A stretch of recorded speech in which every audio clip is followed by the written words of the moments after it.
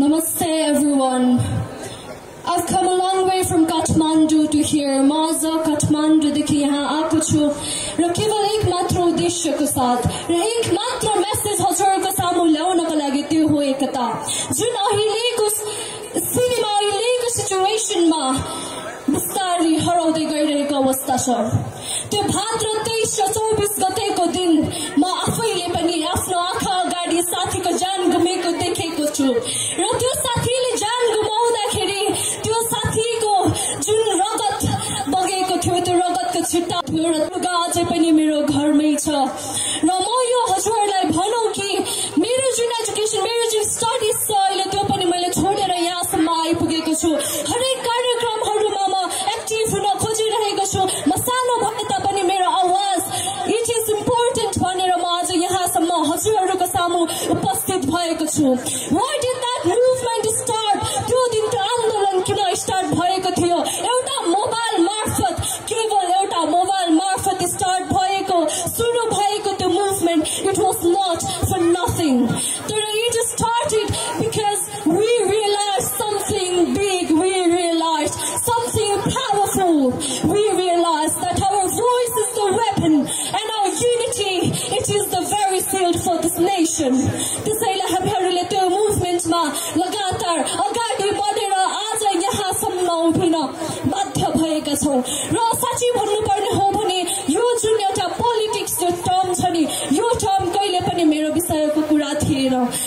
म यो पनि विश्वास गर्दछु कि हामी यहाँ कति जना उपस्थित म देखिरहेको छु different Gen Z faces I can see over here म जस्तो युवाहरू थुप्रै जना हुनुहुन्छ र म यति विश्वास गर्छु कि हजुरहरूको पनि सायदै पनि पोलिटिक्स राजनीति भनेको विषय हजुरहरूको कहिले पनि थिएन होला तर आज यो देशको परिस्थितिले हामीहरूलाई यो बाटोमा हिँड्न बाध्य बनाएको छ त्यो शहीद जसले आफ्नो बलिदान दिनु भएको छ जसले आफ्नो जीवन गुमाउनु भएको छ र जो घाइते हुनु भएको छ जो आमाहरूले आफ्नो छोराछोरी गुमाउनु भएको छ दिदी बहिनीहरूले आफ्नो दाजुभाइ गुमाउनु भएको छ उहाँहरूका लागि भनेर हामी यसरी निरन्तर अगाडि बढिरहेको अवस्था छ तर what we can see today हामीले के देख्छौं त आज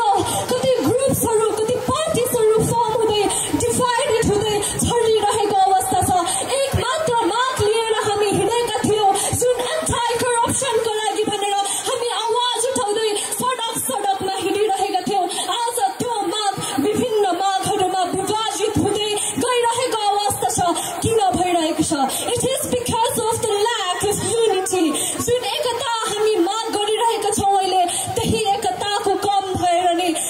आज यहाँ हामी पुग्न बाध्य भएको अवस्था हामीले देख्न सक्छौं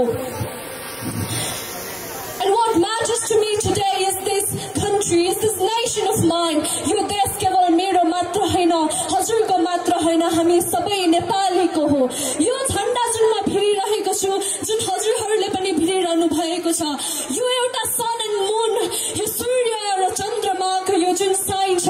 it is the symbol of peace and it is the symbol of bravery. जुन एउटा शान्ति र साहसको एउटा चिन्ह छ, यो चिन्हलाई नै हामीहरूले सम्झिँदै शान्तिपूर्ण रूपमा अगाडि बढिरहेका छौं र त्यही साहस बटुल्दै हामीहरू आज पनि हिँडिरहेका छौं And we changes, we are not the broken generations, we are the rebuilding generations and we are not the hopeless ones but we are the ones that hope out loud we are not the lost generations but we are the ones that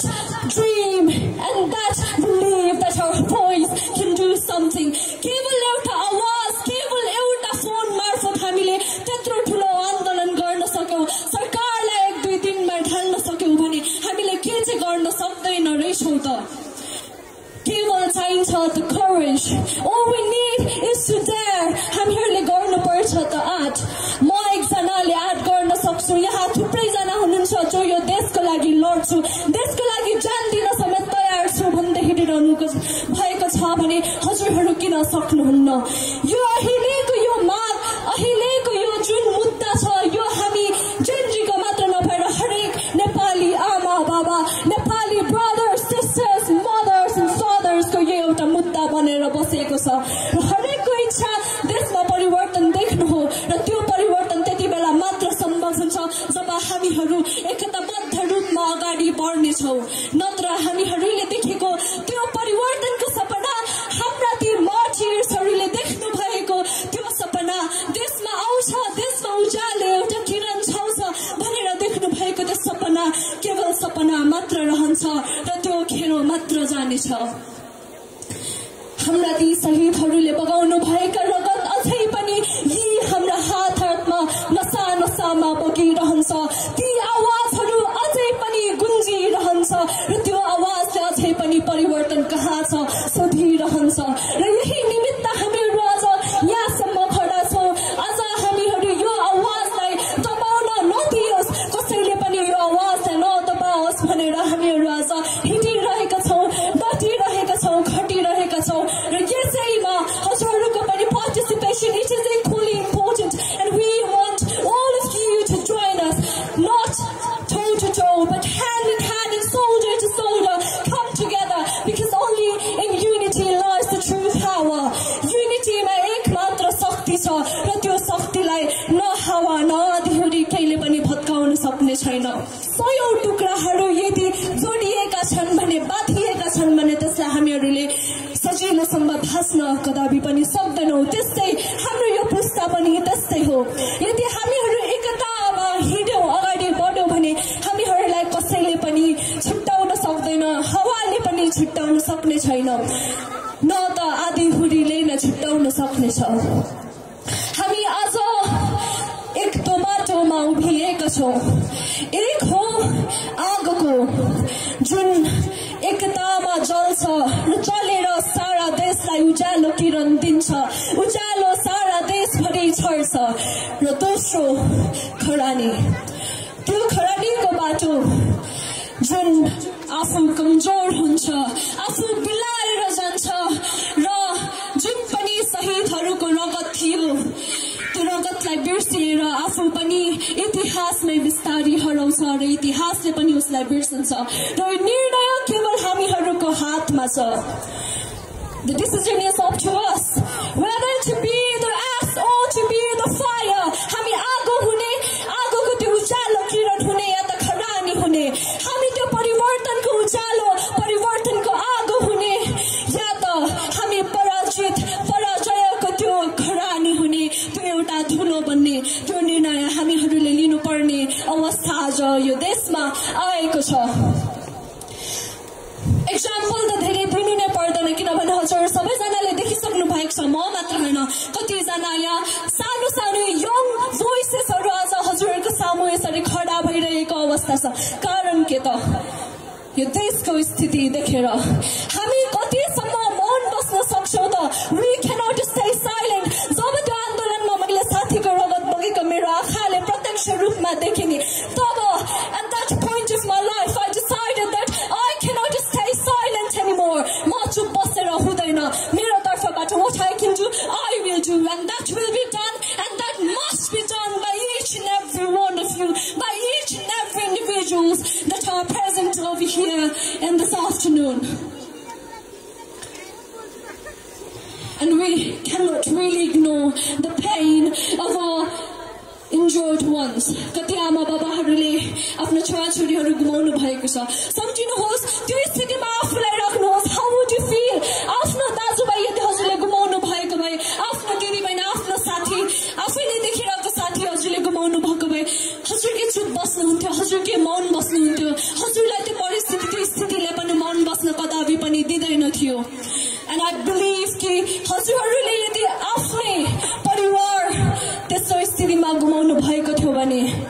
of course the situation would not let any of you stay silent but it would push you to work for it to do whatever it may take for you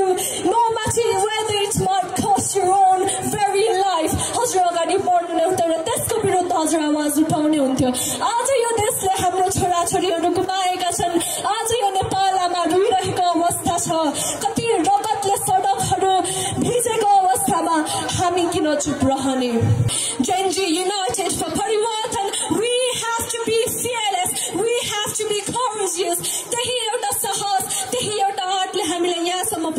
छ र त्यही साहस त्यही आर्टलाई लिएर हामीहरू अझै अगाडि बढ्नेछौँ nothing can really fear अस हामीहरूलाई कहिले पनि केही कुराले पनि डर देखाउने छैन देखाए पनि हामीहरूले डर मान्ने छैन किनभने यो यस्तो डार्केस्ट टाइम अफ आवर लाइफमा हामी आइपुग्दा पनि हामी हार नमानेको अब हामी कदापि पनि हार मान्ने छैनौँ यो हरेक स्टेप्सहरू हाम्रो जीवनमा जब जब हामी टेक्दै जानेछौँ अगाडि बढ्नेछौँ ती शहीदहरू ती घाइतेहरूको सपनालाई हृदयमा लिएर हामीहरू निरन्तर अगाडि बढि नै रहनेछौँ As one heart, one voice and one Nepal. Today we rise, tomorrow we lead, and together we will fulfill the dreams of our martyrs, and we will make the Nepal, we will create the Nepal that our martyrs have dreamed of, and that every single Nepali have been dreaming of. त्यो हामीहरूको एउटा बाटो छ, त्यो हामीहरूको एउटा उद्देश्य छ, त्यो उद्देश्यलाई नै हामीले मर्न दिने छैनौँ र यही आशा गर्दछु कि हामीहरू जति पनि आफ्नो ठाउँबाट सक्छौँ please let us do something हामी यहाँसम्म आइपुगेका छौँ र अब भने हार मान्नु हुँदैन this is just the beginning of our new steps of life यो जीवनको एउटा नयाँ सुरुवात जस्तो हो अब यसपछि हामीले के गर्छौँ त what decisions we can take after this whether it be good or bad it is in our hands so let's just consider properly and move forward regardingly. Together we transform, together we rise, and together we make the new Nepal for all of us, for all the Nepali. Ek man, ek hridaya, ek Nepal. Jai Nepal, Jai Parivartan. Thank you.